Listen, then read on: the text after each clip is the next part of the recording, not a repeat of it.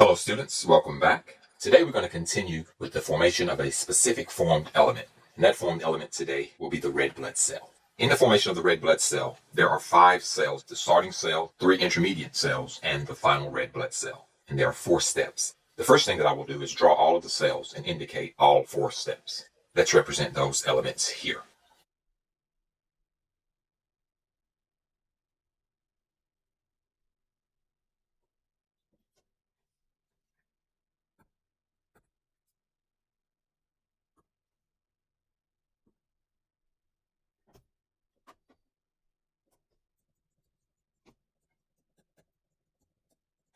So we have 5 cells. And let's just number them for now, just to make things easier in the future. And so here we see our 5 cells involved in this process. 1, 2, 3, 4, and 5. We're going to indicate the general name of the cell in the process. This first cell is our pluripotent stem cell. Let's indicate that one here. Our second cell here is going to be our colony forming unit. So let's indicate that one here. Also known as a CFU. Our third cell here is our blast cell. Okay, let's move to our fourth cell. Our fourth cell here, which looks very different from the previous 3, is our precursor cell, and we'll call it a precursor site. And so this is our precursor site. And our final cell here is the site, and so this is the final cell. While we're here, let's go ahead and identify this cell. This is our red blood cell. And our red blood cell is also called an erythrocyte. And so number 5 is our final cell. This is our final site, the erythrocyte, which is the mature red blood cell.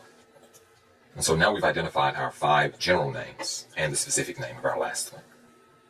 Before giving the names of them, let's identify what happens. Cell number 1 is found in the bone marrow. There is no regulation of the pluripotent stem cell. It is always making the colony forming unit. However, it doesn't make that many, but it always keeps a supply of the colony forming units. That way, if we need more red blood cells, we don't turn on the pluripotent stem cell, we don't activate it, we activate the colony forming unit. Step 1 here, the step between cells 1 and 2, always occurs. Let's indicate that here. And so this first step between cell 1 and 2, this always occurs. You always have a supply of colony forming units. And so if we ever need red blood cells, we don't turn on the pluripotent stem cell, we activate the colony forming unit. Now let's discuss how this happens. The colony forming unit has a protein on its surface.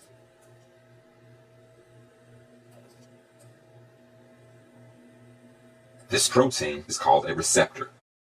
In the event that the body needs more red blood cells, it's going to release a growth factor that binds to this receptor. So let's indicate that growth factor here. And so here we have our growth factor. In the event that the body needs more red blood cells, the growth factor will bind to the receptor, activate our colony forming unit, and our colony forming unit will then start the process of red blood cell production. This first cell, which is our committed cell, it is the only cell which has a receptor.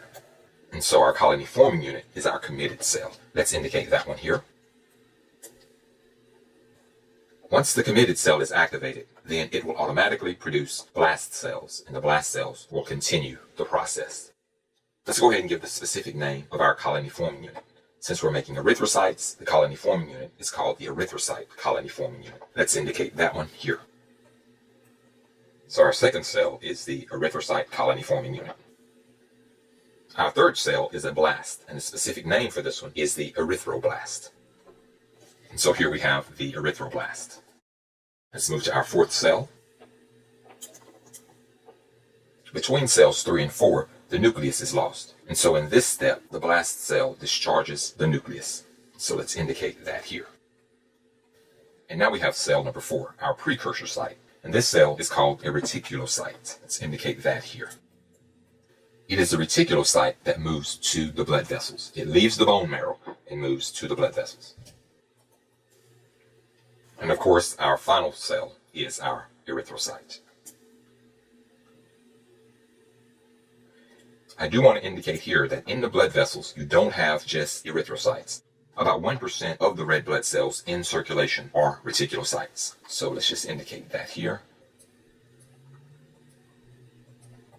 Let's summarize the process thus far. You start out with a pluripotent stem cell, which is found in the bone marrow. Let's go ahead and give the name of this cell. The pluripotent stem cell has a specific name. It is called the Hemocytoblast. Let's indicate that here. So let's continue our summary. The Hemocytoblast, or the pluripotent stem cell, is always making colony-forming units, or Erythrocyte CFUs. Now the CFUs are under regulation. The Erythrocyte CFUs have a protein on their surface, a receptor for the growth factor. When the body needs more red blood cell, this growth factor is going to bind to the receptor on the Erythrocyte CFU to activate this cell. Once activated, this CFU produces blast cells. And these blast cells are known as erythroblasts. These erythroblasts will form the reticulocytes by discharging their nuclei, among other things, to form the reticulocyte. The reticulocytes then move into the blood vessels to reach a concentration of about 1% of the red blood cells. Once in the blood vessels, the reticulocytes mature to make our erythrocytes. This is the entire process of forming erythrocytes from the hemocytoblast. This process, really the process starting from number 2, from the colony forming unit to the erythrocyte, this process is known as erythropoiesis. So let's indicate that here. The entire process of erythropoiesis takes about 3 to 5 days. So let's indicate that here. The growth factor is a hormone which binds to the receptor to initiate this process. That protein, or that hormone, is called the erythropoiesis protein. So let's indicate that here. So the growth factor is called the erythropoiesis protein, or the contraction erythropoietin. So let's indicate that here. And we've already seen erythropoietin. It's produced by either the liver or the kidneys. And so here we have our growth factor, the erythropoiesis protein, or erythropoietin, which is a hormone produced by the liver or the kidney.